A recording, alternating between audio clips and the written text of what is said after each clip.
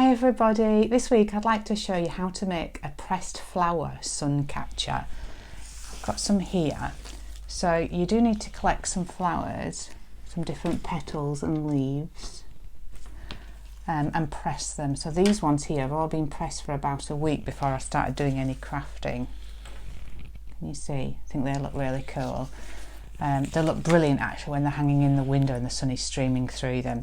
I've got another couple here to show you. Now I was a little bit impatient with these because I really wanted to make some sun catchers.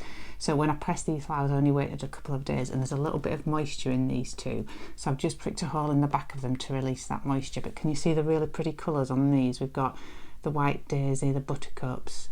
I think they look really cool. I can't wait to hang those in the window. So you will need some card. If you don't have any craft card, just use ordinary brown card from your recycling. You'll need something to draw around to get your circle. So I've got a bowl here, and you'll need a smaller circle for the inner ring. So I've got this cup here. I'm just going to draw around it.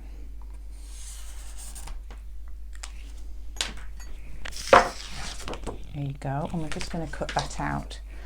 So I am going to provide a link to the Natural History Museum because they've got a great article on pressing flowers. Once you've actually collected your flowers and your leaves, you place them inside a book. It's a good idea to put a couple of sheets of paper either side of the flowers just to protect the pages in your book. And then you need to place something heavy on top of the book, and that's just to help to compress the foliage.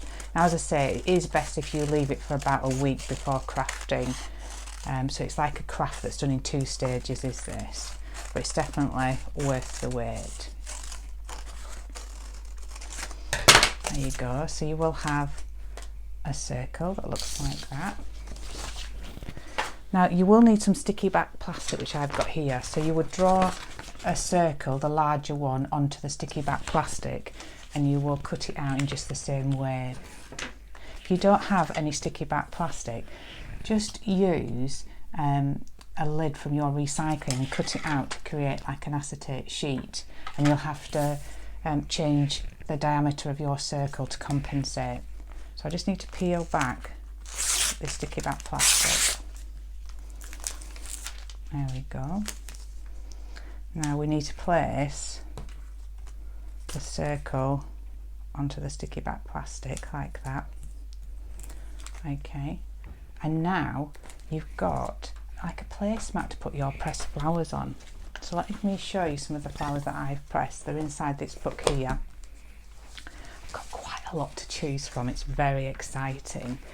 Can you see some of those on that page? On that page. There we go. Can you see how many I've done? I got carried away, didn't I? It's a lot of fun to do, is this? So let me have a look. What shall I use? That yellow one's really pretty. There's a nice purple one there.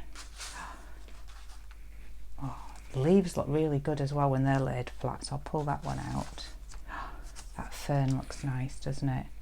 There's some red leaves here. This is the really exciting bit. This is so much fun. Right, let me see what these look like. So all you need to do then is to place your foliage on top of the sticky back plastic. I'm going to put the fern at the top there. Can you see? So I'm just going to trim that fern there to make sure it all fits inside the circle. Might put another red leaf there. Oh, that's cool. And a couple of flowers there. Just going to trim those again just to get them to fit inside the circle. What it's looking like so far. I'm just going to add a little bit more. Maybe just that red flower there. Okay. You can carry on and you can make quite a few of these because it really is quite addictive. Once you've done that, you stick another circle of sticky back plastic over the top. It's really simple to do, isn't it? But so effective. Okay, let's just place that over the top, and then you press it down and smooth it out. So pleased with that. That looks really cool, doesn't it? Now you can trim around the edges because you probably won't have lined up the sticky back plastic perfectly, so you can just trim around the edges, make it look really good. And all we need to do then is to attach some string. So there we go. I've got a hole puncher here, so we put a little hole in there.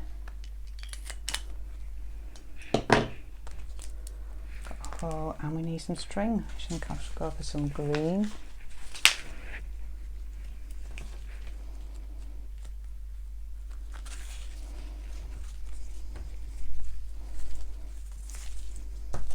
You can keep going and adding bits to this if you wanted to. You could add some glitter, or you could personalise it by putting a message to somebody and giving it as a present, couldn't you?